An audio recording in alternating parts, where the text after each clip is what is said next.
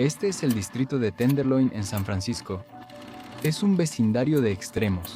En medio de la sombra de los lujosos rascacielos, las calles están llenas de tiendas de campaña. Cada cuadra cuenta una historia de desesperación.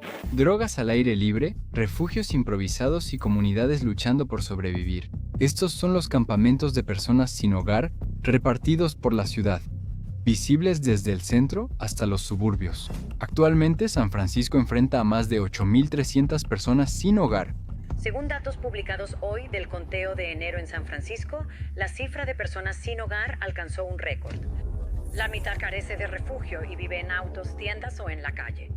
Décadas de gastos increíbles no han logrado abordar la crisis, dejando vecindarios como el Tenderloin como el epicentro de sus consecuencias. La riqueza de la ciudad está en manos de pocos, y los demás solo lo aceptan. Pero, ¿cómo llegamos aquí? Para responder, primero volvamos a la década de 1930, cuando urbanistas y políticos trazaron líneas en los vecindarios con bolígrafos rojos. En 1935, la Corporación de Préstamos para Propietarios de Viviendas del Gobierno Federal, conocida como Home Owners Loan Corporation, comenzó a crear los llamados mapas de seguridad residencial para 239 ciudades, incluyendo San Francisco. Mapas creados para guiar a bancos en evaluar riesgos de préstamos hipotecarios. Los resultados fueron malos. Barrios enteros como el distrito Fillmore y Chinatown fueron marcados en rojo, la calificación más baja, basándose en su demografía étnica. Los funcionarios afirmaron que estas áreas representaban un riesgo peligroso para la inversión, no por su desempeño económico real, sino porque eran el hogar de muchos grupos marginados. El proceso no era solo una política abstracta. Juntas locales de bienes raíces, prestamistas y líderes de la ciudad colaboraron con directrices federales para institucionalizar estas prácticas. Los mapas se actualizaron y redibujaron para consolidar la segregación racial. A los dueños de casas en zonas rojas se les negaron préstamos para comprar o mejorar, lo que causó el deterioro de la vivienda. Estas áreas fueron desinvertidas. Mientras tanto, las zonas verdes y azules, mayormente blancas, prosperaron con inversión y desarrollo.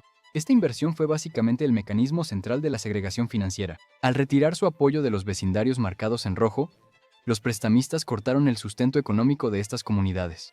Se agotaron los préstamos hipotecarios para comprar o renovar viviendas, lo que provocó el deterioro de los edificios. Todo esto se agravó por políticas que desalentaban la inversión e incentivaban el abandono. Verás, las instituciones financieras locales, buscando minimizar el riesgo, impusieron condiciones prohibitivas en los préstamos o simplemente se negaron a operar en estas zonas por completo. Las autoridades federales de vivienda replicaron estas prácticas, calificando a esos vecindarios como económicamente inseguros, lo que significaba que los préstamos respaldados por la Administración Federal de Vivienda o Administración Federal de Vivienda estaban fuera del alcance de la mayoría de los residentes. Con el tiempo, siguió una decadencia. El valor de las propiedades se desplomó, los propietarios abandonaron los edificios en lugar de mantenerlos y la infraestructura se deterioró. Calles antes llenas de casas y comercios ahora son refugio del crimen, desempleo y falta de vivienda. Cuando estos vecindarios se consideraron irreparables, ya era tarde para revertir el daño.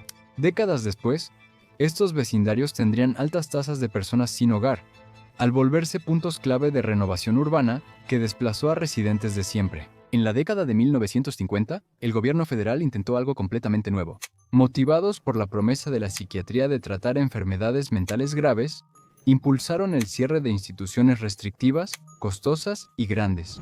Con respecto a las enfermedades mentales, nuestro principal objetivo es sacar a las personas de las instituciones estatales de custodia y devolverlas a sus comunidades y hogares sin dificultades ni peligro. Los hospitales psiquiátricos estaban por cerrar y a los pacientes les prometieron algo mejor: atención comunitaria que los apoyaría con dignidad.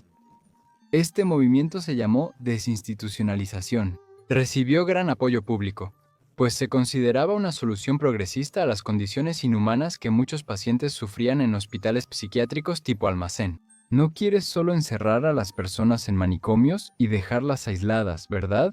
Es preferible contar con centros de apoyo y tratamiento reales. Pero en San Francisco se hizo muy claro muy rápido que las promesas eran vacías. Los hospitales estatales dieron de alta a muchos pacientes, pero nunca se construyeron las instalaciones locales financiadas por la Ley de Salud Comunitaria de Kennedy de 1963. Los recortes de gobernadores como Ronald Reagan destruyeron programas que sustituirían el cuidado institucional y aceleraron el cierre de hospitales psiquiátricos. Después, hubo un flujo constante de personas vulnerables dadas de alta sin hogares, familias ni apoyo. A finales de los años 70, las consecuencias eran visibles en todo San Francisco. Expacientes deambulaban por el centro, sin tratamiento ni apoyo, sin servicios de salud mental. Muchos terminaron en adicciones, pobreza y sin vivienda. La policía asumió funciones de salud mental por necesidad, no por diseño. Las cárceles se llenaron de personas con crisis psiquiátricas que, al ser liberadas, solían terminar en la calle. Y luego, a menudo, las sustancias entraban en escena, y el crimen, y luego la prisión de nuevo, y después de vuelta a las calles. Era un círculo vicioso. Y luego llegó un terremoto.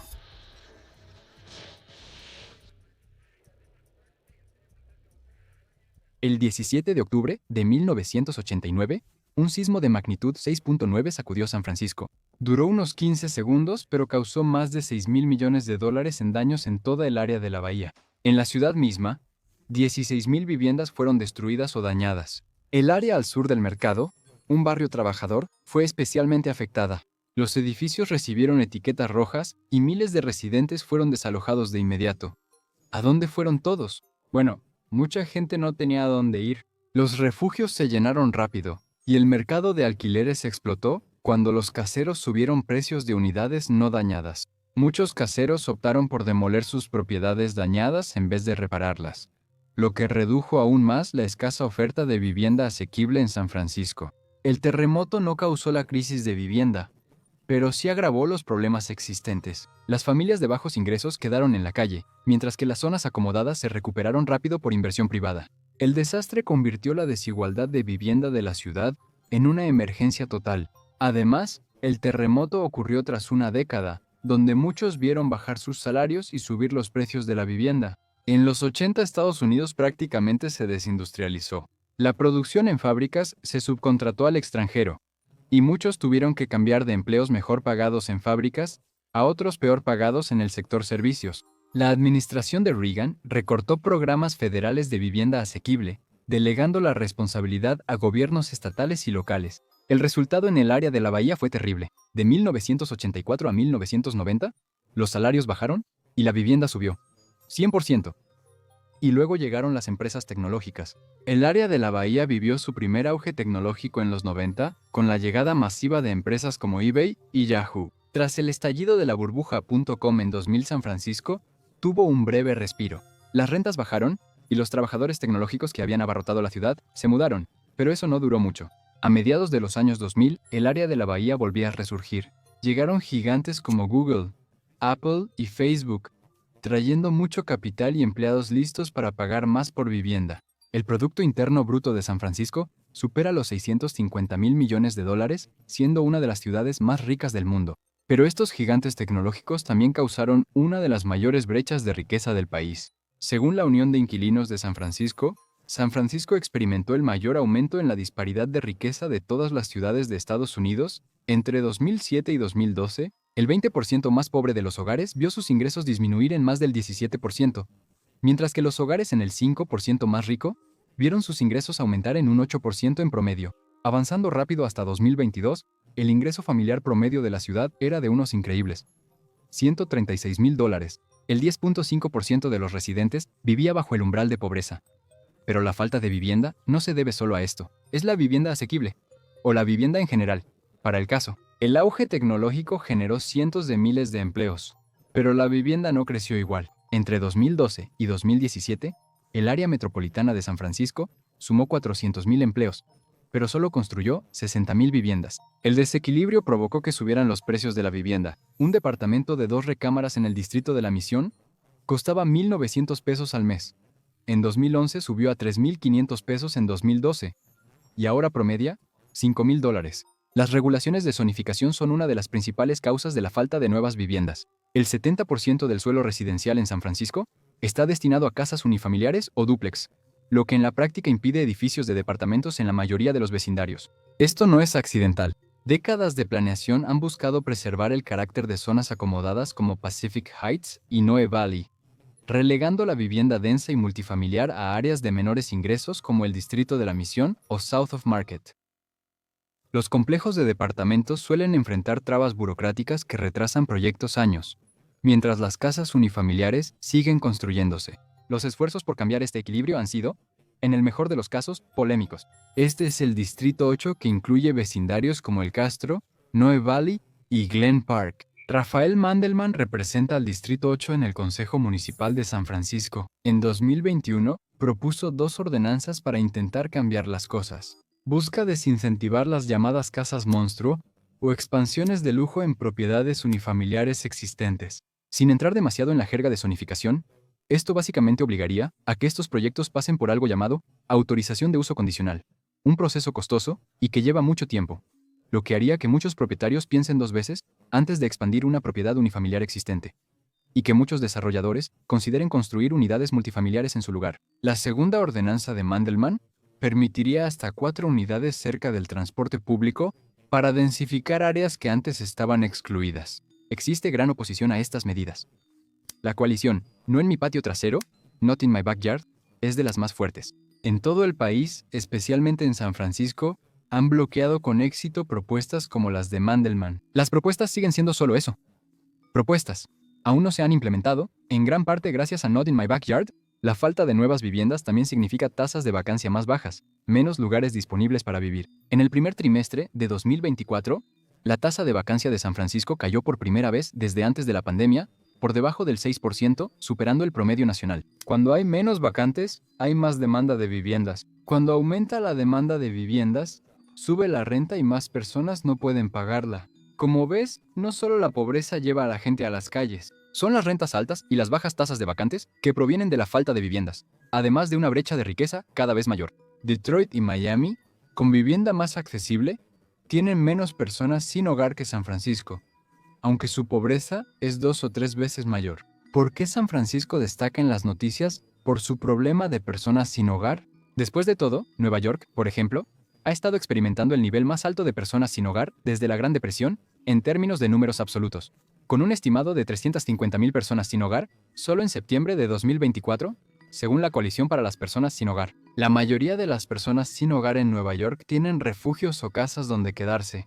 De los 350,000 personas sin hogar en Nueva York en septiembre, unas 134,000 durmieron en refugios, 200,000 en casas ajenas y 16,000 tuvieron que sobrevivir en las calles, lo cual es especialmente peligroso en los inviernos helados de la ciudad. San Francisco, a diferencia de Nueva York, carece de su infraestructura de refugios. Algunos dicen que esto se debe a que San Francisco tiene un clima más templado que Nueva York, por lo que hay menos riesgo de congelarse en las calles. Pero va más allá de eso. La escasez de refugios en San Francisco refleja prioridades políticas en conflicto y la dificultad de la ciudad para definir su enfoque hacia las personas sin hogar. A diferencia de Nueva York, que garantiza cama a quien la necesite con su ley de derecho a refugio, San Francisco tiene políticas más fragmentadas. La ciudad solo acoge al 36% de su población sin hogar, unas 2,400 personas, mientras 60,000 camas y cubre a más del 90% de sus residentes sin hogar. La escasez no es por falta de demanda. Los refugios de San Francisco suelen estar llenos y pueden tener listas de espera de más de 1,000 personas. Las razones son complejas, en parte por el presupuesto de la ciudad. San Francisco gasta $672 millones al año en personas sin hogar, superando ampliamente a Nueva York en gasto per cápita. Sin embargo, la mayoría de los fondos se usan en vivienda y servicios a largo plazo, dejando poco desarrollados los refugios de emergencia. Los críticos argumentan que este enfoque refleja una filosofía de primero la vivienda, que prioriza soluciones permanentes, pero en la práctica, deja a muchos residentes sin hogar sin opciones inmediatas. Como veremos, las soluciones permanentes tampoco han funcionado bien.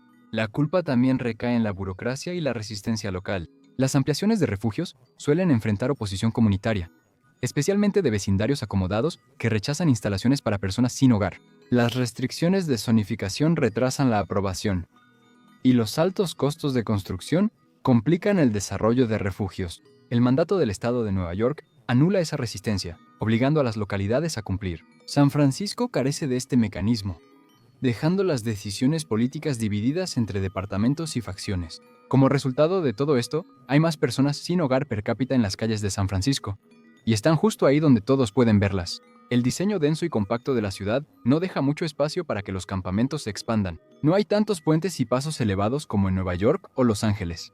Así que, en su lugar, los campamentos han surgido en áreas como esta. Esta es la zona 6 y este es el Tenderloin, que se ha convertido en uno de los vecindarios más notorios del país por sus campamentos de personas sin hogar y el consumo de drogas. Está muy cerca de donde X y Uber tienen sus oficinas centrales. Estas calles llenas de tiendas de campaña pasan por el corazón económico de la ciudad.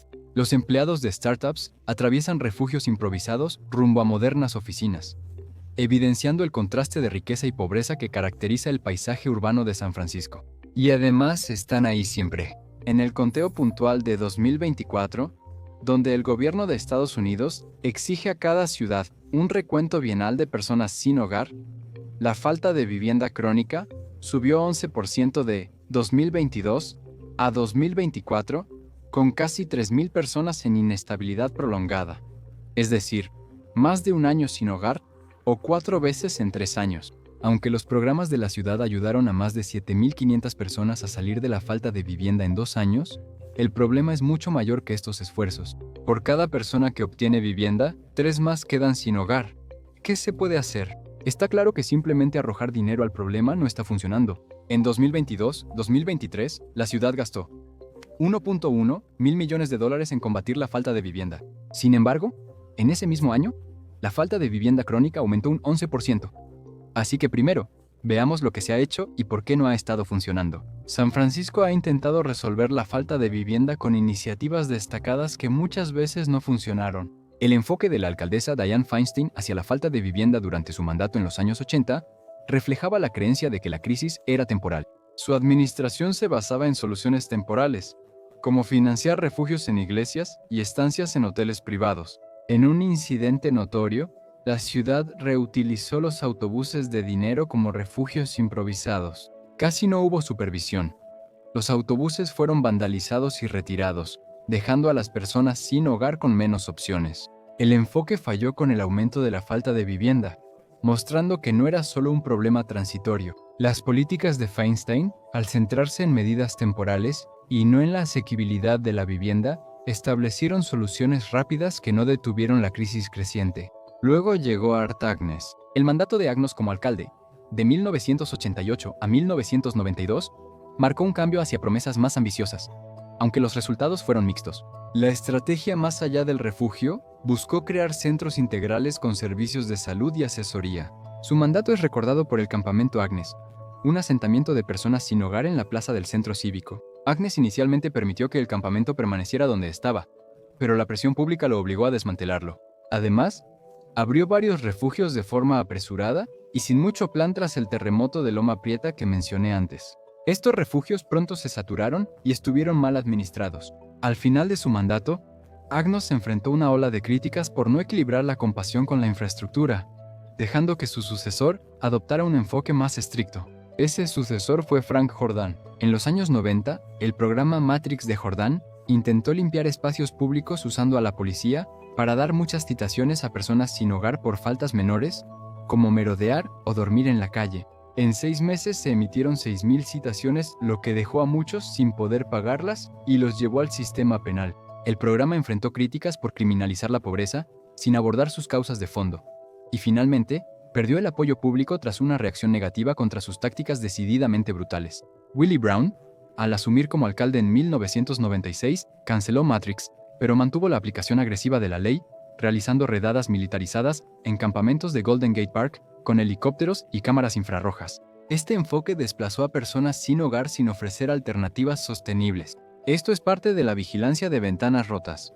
Una ventana rota indica negligencia y puede fomentar delitos graves, lo que causa una caída en la seguridad comunitaria si los pequeños problemas no se atienden rápido. El problema es que no resuelve la causa subyacente de quién o qué rompió la ventana en primer lugar. La situación de las personas sin hogar esencialmente se volvió criminalizada, y es un caso clásico de tratar un síntoma en lugar de la causa. A inicios de los 2000, Gavin Newsom, entonces miembro del Consejo de San Francisco, lanzó el programa Cuidado No Efectivo, que bajó la asistencia en efectivo a $59 mensuales y destinó fondos a vivienda y servicios. Unas 1.200 personas recibieron vivienda, pero críticos dijeron que las unidades eran de baja calidad y los requisitos excluyentes, dejando a muchos sin opciones. Otros programas como Camino a Casa también han sido controvertidos. Este programa da boletos de autobús a personas sin hogar para enviarlas a vivir con amigos o familiares en otro lugar. El programa dice haber ayudado a casi 11,000 personas desde 2005, aunque el costo promedio por persona es bajo, $180.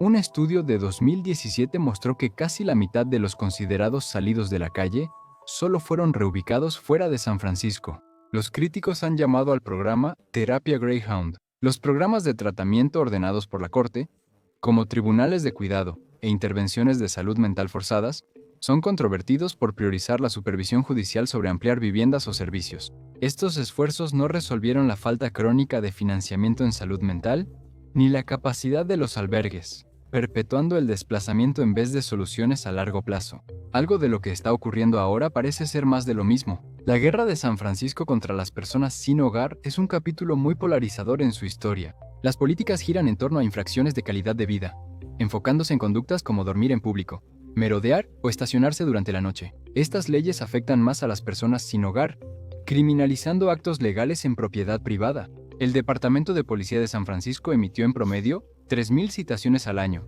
y en 2015 el costo de aplicación de la ley fue de $20.6 millones. Programas como Operación Alcance, diseñados para abordar delitos ligados a la falta de vivienda, dicen unir la labor policial con servicios sociales, pero críticos dicen que solo aumentan el estigma hacia los sin hogar bajo pretexto de asistencia social. Defensores de derechos de personas sin hogar respondieron con firmeza. Grupos como la Coalición de Personas Sin Hogar han impulsado esfuerzos legislativos como la Ley del Derecho a Descansar, que forma parte de la campaña de la Declaración de Derechos de las Personas Sin Hogar. A pesar de intentar frenar la criminalización en espacios públicos, las ciudades siguen optando por desalojos, lo que incrementa la desconfianza entre personas sin hogar y autoridades. El ciclo de criminalización dificulta el acceso a empleo y servicios sociales, agravando la precariedad de vida. El Tribunal del Noveno Circuito, con jurisdicción en 9 estados como California y Oregón, levantó una orden que desde 2023 limitaba los desalojos de personas sin hogar en la ciudad. Esto proviene del caso judicial Johnson contra Grants Pass. Verás, en 2020 la ciudad de Grants Pass, Oregón, fue demandada por penalizar a las personas por dormir afuera en propiedad pública, incluso cuando no había camas disponibles en los refugios. Los demandantes dijeron que esto violaba la 8ª enmienda, que prohíbe castigos crueles e inusuales. En junio de 2024, la Corte Suprema permitió que los gobiernos locales restringieran el acampar en espacios públicos, reanudando los desalojos de personas sin hogar. La decisión sigue prohibiendo destruir propiedad personal en desalojos y exige que la ciudad aplique una política de bolsa y etiqueta para pertenencias. La ciudad ha gastado cerca de $100 millones en retirar campamentos de personas sin hogar en los últimos años. Aunque hubo esfuerzos, la falta de vivienda subió 7% de 2022 a 2024. Pero la falta de vivienda sin refugio bajó 13%, el nivel más bajo desde 2015. Y este es el campamento Seabreeze allá en West Berkeley. Al menos era el campamento Seabreeze. En 2021 fue desalojado, como dicen. Los funcionarios dieron 10 minutos a los habitantes para recoger sus cosas y salir antes de que llegaran los camiones a destruir y cercar todo. Si lo tomas literalmente, podrías decir que los desalojos funcionan. Entre 2022 y 2024, la falta de vivienda sin refugio en Berkeley disminuyó en un 45%.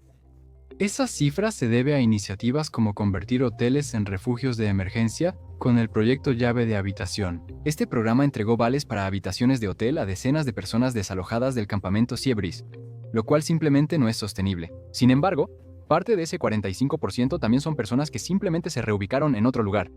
Pero hay señales de esperanza. La reducción del 13% en personas sin refugio es una buena señal.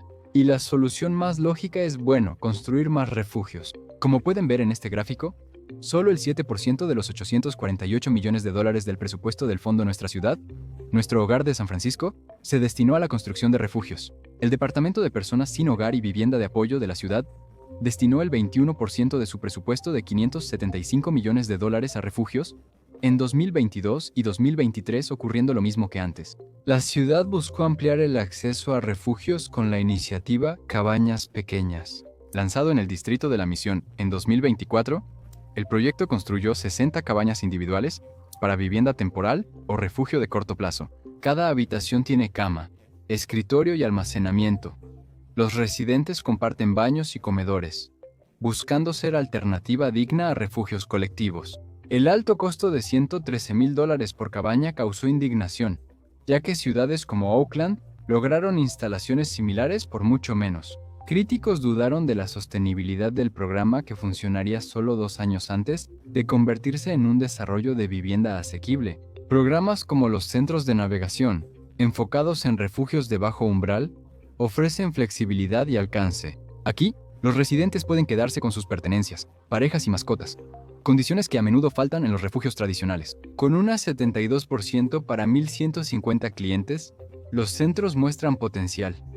Pero son pocos. El nuevo programa de la calle al hogar aborda este problema al eliminar la burocracia para alojar directamente a las personas de las aceras en viviendas de apoyo desocupadas. Sin embargo, el éxito del programa está limitado por la falta de recursos, ya que más de 1.000 unidades de vivienda permanecen vacías debido a cuellos de botella burocráticos. Estas iniciativas muestran una ciudad que busca equilibrar innovación y desafíos sistémicos. La crisis de personas sin hogar en San Francisco parece un juego interminable de golpear al topo. Los campamentos se retiran de un vecindario y surgen en otro. Los programas se anuncian con entusiasmo, pero la crisis pronto absorbe sus esfuerzos. Por cada 7.000 viviendas construidas en 15 años, muchas más han sido desplazadas por el alza de rentas y la gentrificación. Los esfuerzos de la ciudad parecen ser siempre reactivos, redistribuyendo el problema en lugar de resolverlo. Este ciclo sin fin plantea una cuestión: ¿realmente abordamos la falta de vivienda o solo la ocultamos? En el fondo, la lucha plantea preguntas fundamentales sobre la naturaleza de la vida urbana moderna.